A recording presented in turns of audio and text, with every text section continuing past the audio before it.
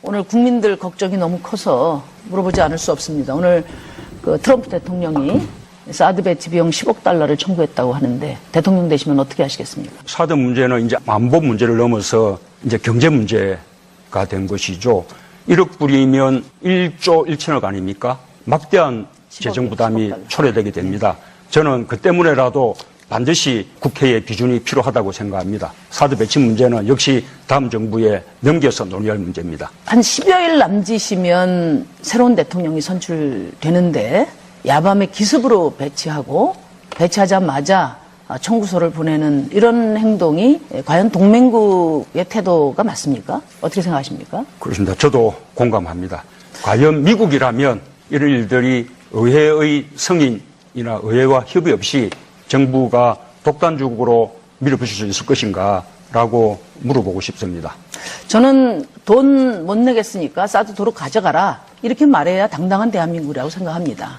트럼프 대통령이 이런 식으로 아나무인격으로 이야기를 한다면 사드 되돌려보내야 된다고 생각하는데 우리 문 후보님 어떻게 생각하십니까? 여러 번 이야기했지만 사드를 배치를 할 것인가 또는 말 것인가는 다음 정부 넘겨서 충분한 외교적 협의와 또 국민적인 공론화 과정을 거쳐서 결정할 문제라고 봅니다.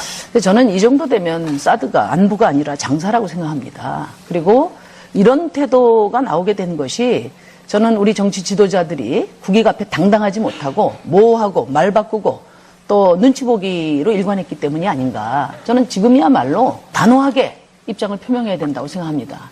돈 내라고 하면 사드 도로 가져가라 이렇게 당당하게 말해야 되지 않습니까? 실제로 여러 정당들과 우리 대선 후보들이 사드를 무조건 찬성해 버렸기 때문에 맞으면 미국에 대한 협상력을 떨어뜨린 측면이 있다고 봅니다. 아니, 이게 대통령이 되셨을 때 어떻게 할 것인가? 저는 단호한 입장을 내야 될 때라고 봅니다. 충분한 공론화 또 국회 비준 과정 거쳐서 결정하겠습니다. 그 트럼프 대통령 얘기를 들어보면은 밀실 협상이 있었던 것으로 이렇게 말을 했어요. 그래서 저는 이 사드 배치 시기, 전격적으로 이렇게 배치되게 된 시기, 또 비용 이런 문제에 대해서 철저한 조사가 필요하다고 생각하는데 그 점에 대해서는 어떻게 생각하십니까? 그렇습니다. 그런 것이 다 공론화 과정에서 이루어야 될 과제들이라고 봅니다. 자, 우리 안 후보님 사드 배치 10억 불 어떻게 생각하십니까? 지금 도널드 트럼프 대통령이 중국과도 마찬가지로 처음에 외교적인 관계를 시작할 때 기존에 가지고 있던 여러 가지 기본적인 가정조차도 다 이렇게 한 번씩 흔들었습니다. 그래서 결과적으로 서로 이제 협의를 하고 합의를 하면서 찾아가는 과정을 거쳤는데 우리 이제 한국 대통령이 뽑히기 직전에 아마 그런 여러 가지 시도 중에 하나라고 봅니다. 10억 불을 내야 해도 무조건 찬성입니까? 지금 이미 그것은 미국에서 내기로 이미 다 합의가 돼 있습니다. 우리가 내야 되는 것이 아닙니다. 10억 불이면 1조 1천억, 우리 예산의 400분의 1이 넘습니다. 그 돈을 우리가 부담하더라도 찬성하느냐고 제가 여쭙는 우리가 것입니다. 부담할 일 없습니다. 그것은 그렇게 돼 있지 않습니다. 그냥 희망. 오늘 국방부에서도 이미 밝혔습니다. 원래 체결된 합의대로 갈 겁니다. 자, 10억 불을 만약에 부담하게 된다면 국회 비준 절차 없이 합의니까 이행해야 된다고 생각하시는 겁니까? 지금 그건 논점에서 벗어났습니다. 지금 오히려 저는 가장 큰 걱정을 하는 것이 지금 FTA 이야기도 있습니다. 그래서 이제 다음 대통령이 당선이 되면 가장 먼저 해야 될 일 중에 하나가 한미 정상회담을 통해서 여러 가지 지금 나온 문제들을 한꺼번에 이제 합의를 하는 겁니다. 그래서 말씀드리는 거예요. 사드 배치에 대해서 무조건 다 찬성이라고들 해버리니까 이렇게 이제는 비용도 부담해라 라는 주장이 나오게 되고 그 다음에 한미 FTA도 그런 주장을 하는 겁니다. 우리가 행사할 수 있는 하나의 외교적 카드였지 않습니까? 대미 협상력을 완전히 떨어뜨려버린 것이죠. 어떻게 생각하세요? 그거는 협상의 문제를 이제는 지났습니다. 오히려 지금은 한미 동맹에서 중요한 하나의 요소입니다. 그러면 아무리 한미 간에 합의했다 하더라도 우리 국내적으로는 헌법에 정한 대로 국회 비준 절차를 거쳐야 되는 것이죠. 그거는 국방부 합의를 모르고 하시는 말씀이에요. 새벽에 불시에 사드가 성주 롯데골프장 부지에 내려 꽂힐 때 저는 그 사진 보고 일단 분노했는데요. 미군들이 마치 노무현 대통령이 수사받으러 대검찰청 들어갈 때 그 위에서 내려다보던 홍만표, 검사 새끼들. 이인규 이런 자들의 표정과 똑같은 표정을 봤습니다. 우리나라 경찰이 우리나라 국민을 취업해서 그들을 지켜주고 그들은 차 안에서 웃고 지나가는 모습 봤을 때 웃으면서 일단, 스마트폰으로 촬영하고 있었죠. 정말 징그럽더라고요. 이게 뭐 하는 짓인가. 딱 점령군이에요. 네. 이게 원래 국방장관도 영향평가를 마친 다음에 하겠다라는 약속이 있었어요. 근데 저는 이런 사태가 벌어질 줄 알았습니다. 왜냐면 얘네들이 헬기로 다 전날랐잖아요. 근데 유일하게 헬기로 못 날르는 기계가 있어요. 그게 엑스밴드 레이더입니다. 그거를 헬기로 날랐다는 내부 안에 그 장치들이 파손될 염려가 있기 때문에 요거는 트럭으로 지나야 되거든요. 근데 이 사단이 일어나기 며칠 전부터 11톤짜리 유조 트럭을 안으로 반입해야 된다 그러면서 자꾸 주민들한테 이걸 요구한 바가 있어요. 근데 주민들이 이상하다고 제보 사진을 보도해왔는데 11톤을 실었다는 유료 트럭에 바퀴가 전혀 내려오질 않는 거야. 그러니까 11톤 유료 트럭인데 빈 트럭인 거였지. 그래서 도대체 이 트럭이 왜 거기 와가지고 마을 입구에 자리를 치고 있나라는 이유가 나중에 밝혀진 거예요. 이날 밤 새벽 3시에 마을 해관에 있는 주민들이 고립됐다고 SNS에 구조 신호가 옵니다. 그 구조 신호에 따르면 지금 나중에 밝혀진 거지만 수천 명, 무려 8천 명에 달하는 진압 부대들이 들어와서 마을 해관 안에 주민들을 고립시켜 놓고 그 도로에 있던 트럭을 앞뒤로 해가지고 길을 틉니다. 11톤짜리 트럭을 앞뒤로 해가지고. 그래서 도로와 도로 사이를 완전히 인해 장막으로 딱 둘러서 벽을 치고 그 사이로 유유히 트럭이 들어왔다는 거죠. 그러니까 굉장히 치밀하고 계획돼 있는 어떤 진입 작전을 준비를 하고 있었고 그대로 시행된 거예요.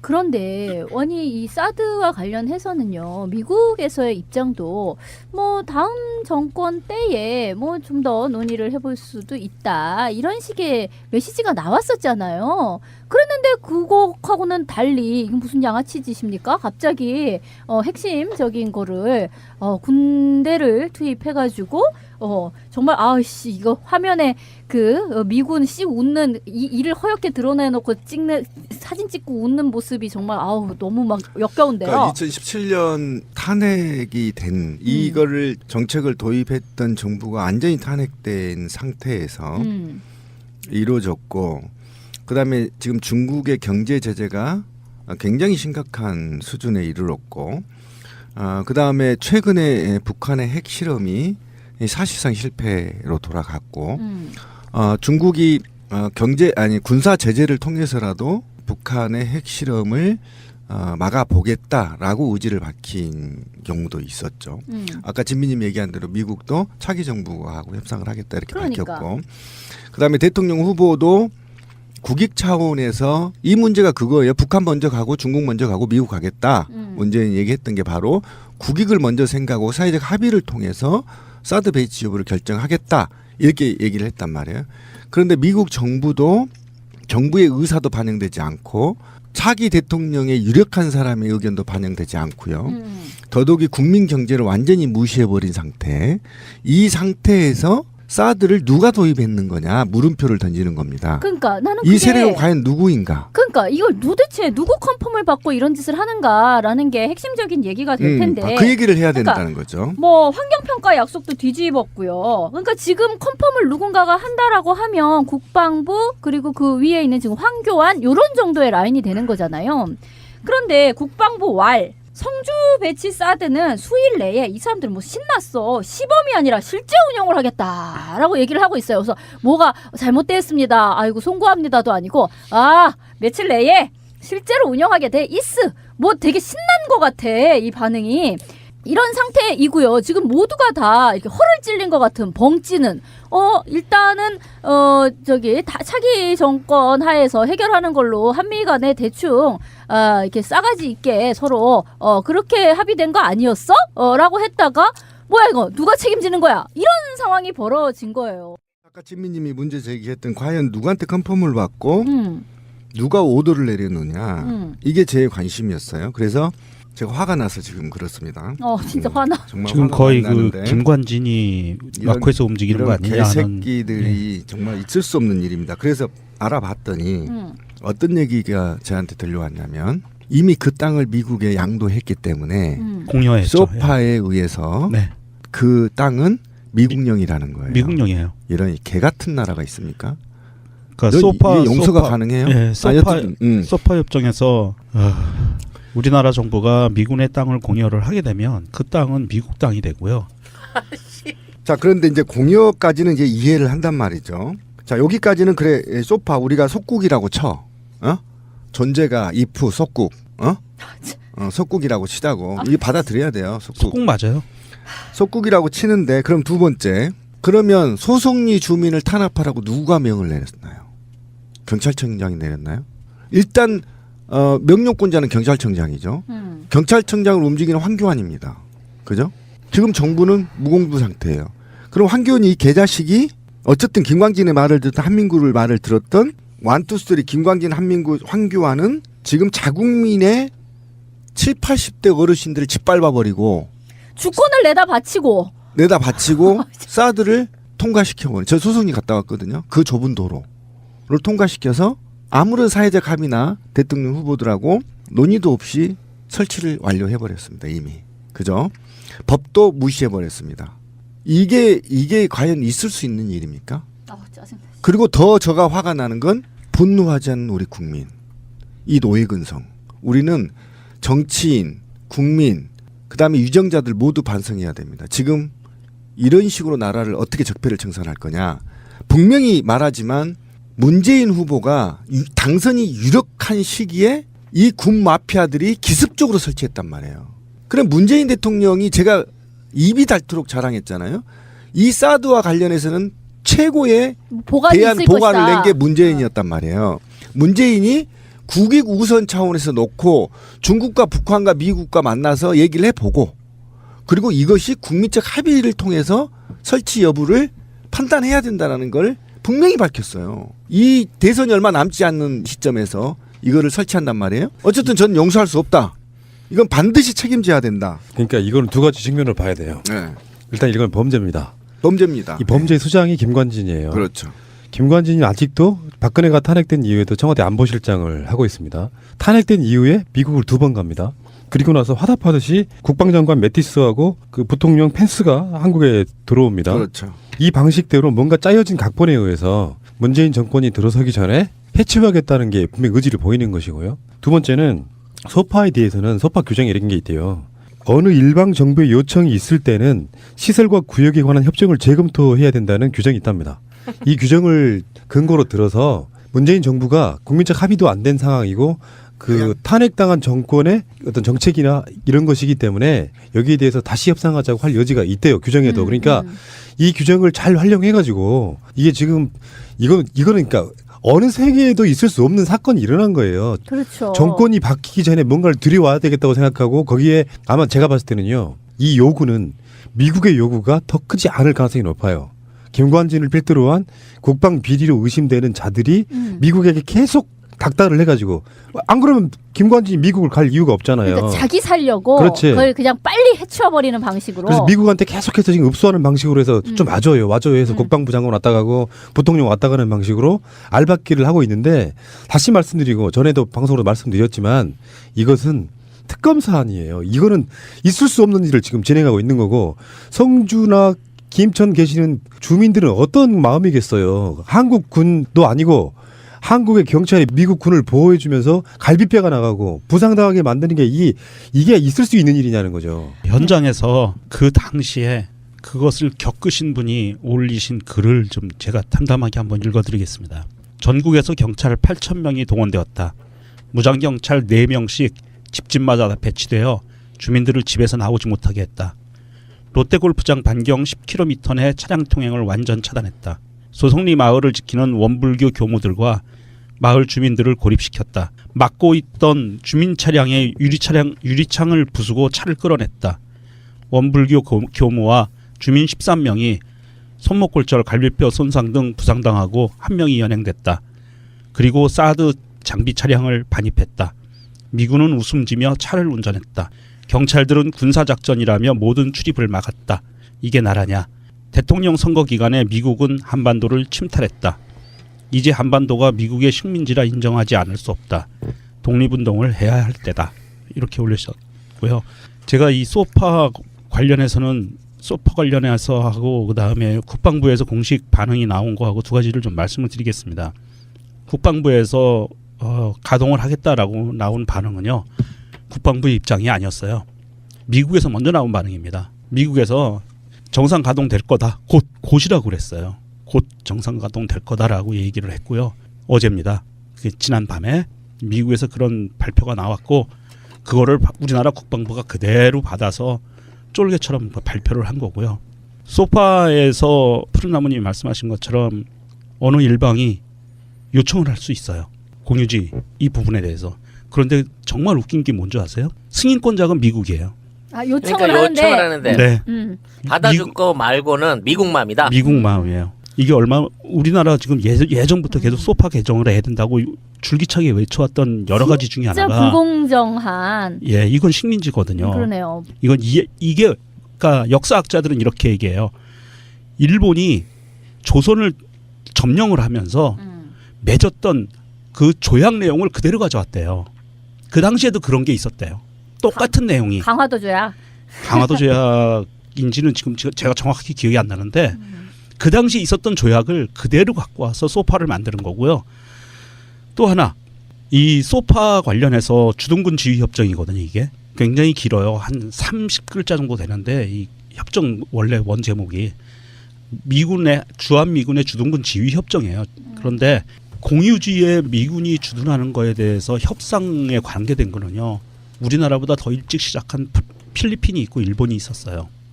필리핀은요.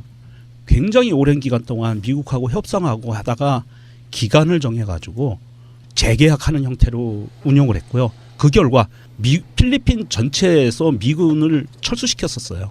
수빅만에 있는 미군 기지도 나갔고 또 하나 일본 오키나와나 이런 부분도 보면 일본은 지금 현재 일본도 수십 년간의 그 싸움 끝에 현재 5년 단위로 재계약하게 돼 있어요.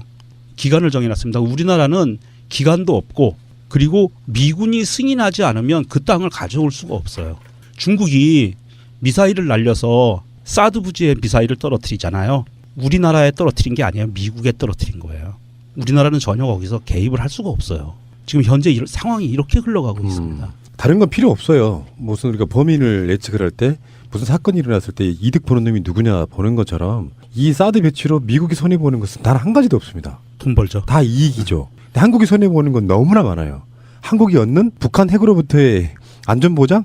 이것도 불확실해. 근데 손해보는 건 너무나 많아. 이 자체는요. 문재인 미래 대통령께서 이 생각 한번 하셔야 됩니다. 생각하고 계시겠지만 문재인 정권을 무력화시키는 시도 중에 하나라고 봐요. 네, 저도 그렇게 봅니다. 분노하셔야 됩니다. 길들이기 아니겠어요? 네, 길들이기죠. 그러니까 너가 무슨 보관이 있는지는 모르겠으나 네가 할 수 있는 건 아무것도 없을 걸. 왜냐하면 미리 다 해버릴 거니까. 이 얘기밖에 안 되는 그러니까 거죠. 김광진이 미국에 가서 문재인을 빨갱이라고 했겠죠. 저 새끼 빨갱이니까 큰일 납니다. 지금 북한하고 합의 못하게 만들어야 근데 된다. 그런 말이 먹히겠어? 아니 그러니까 먹힌다니까 얘네들은. 정권 바뀌고 나면 사드 배치하기 힘드니까요. 지금 빨리 손을 쓰셔야 그리고 합니다. 커미션 처먹거든. 이렇게 얘기 되는 거예요. 지금 아니면 이렇게 기습적으로 할 이유가 없고요. 없죠. 이건 도발이고 침략이에요.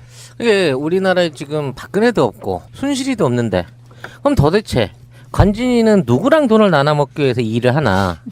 나는 우리가 보이지 않는 또 하나의 적폐 세력 박근혜, 최순실과 맞닿아 있고 걔들이 없어도 수금을 완료하고 분배를 약속하고 있는 추진 세력이 있다고 봐지는 거예요. 이번에 군 마피아들은 MB? 조사도 받지 아니요. 않았습니다. 그거는 정윤회라고 추측이 돼요. 아하. 그 당시에 기사드 같은 게 들어오고 미국에서 무기 들어올 때 관련돼 있다고 하는 인물이 정윤회가 일정 게이트 때 축출됐지만 사실상 그 라인은 저는 살아있다고 보는 것이라서. 오늘 국민들 걱정이 너무 커서 물어보지 않을 수 없습니다. 오늘 그 트럼프 대통령이 사드 배치 비용 10억 달러를 청구했다고 하는데 대통령 되시면 어떻게 하시겠습니까? 사드 문제는 이제 안보 문제를 넘어서 이제 경제 문제가 된 것이죠. 1억 불이면 1조 1천억 아닙니까? 막대한 재정 부담이 초래되게 됩니다.